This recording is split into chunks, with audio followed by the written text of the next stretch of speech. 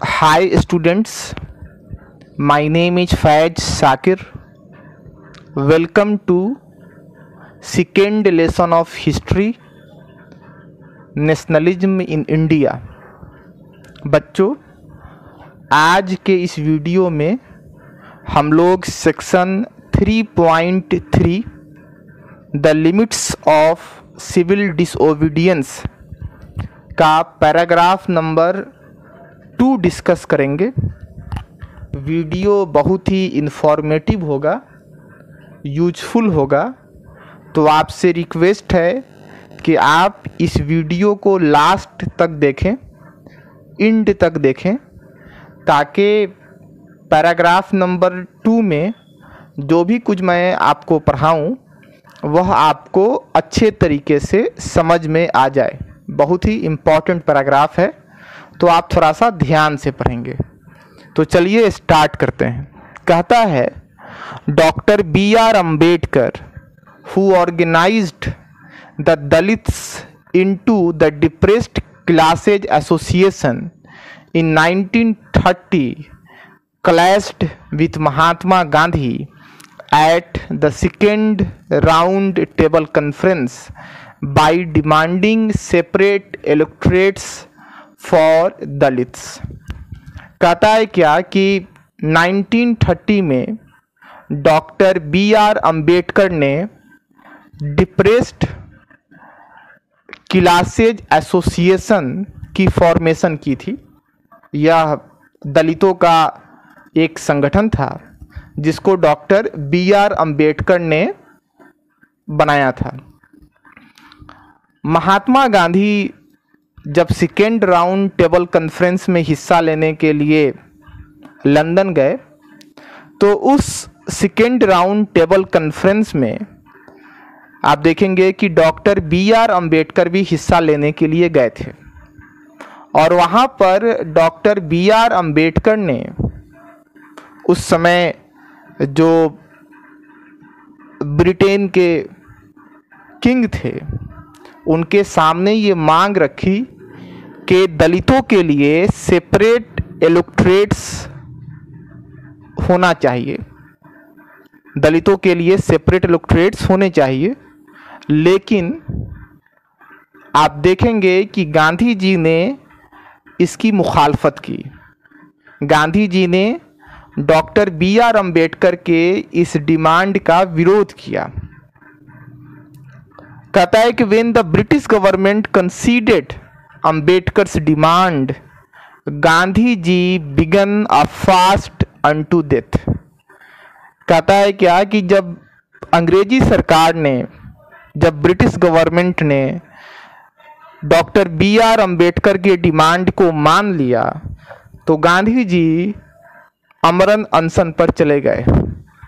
He believed that separate electorates for Dalit would slow down the process of their integration into society। कहता है कि गांधी जी का ये मानना था कि सेपरेट इलेक्टोरेट्स की वजह से दलित मुख्य धारा में शामिल नहीं हो पाएंगे।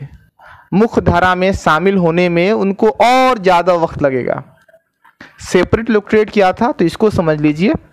सेपरेट इलेक्टोरेट का मतलब है कि दलितों के लिए अलग से कॉन्स्टिट्यूएंसी होगी जिसमें सिर्फ दलित ही खड़े होंगे और सिर्फ दलित ही वोट देंगे। तो गांधी जी को ये लगता था कि इससे सोसाइटी जो है वो और ज़्यादा बढ़ जाएगा, तो इसीलिए गांधी जी इसका विरोध कर रहे थे।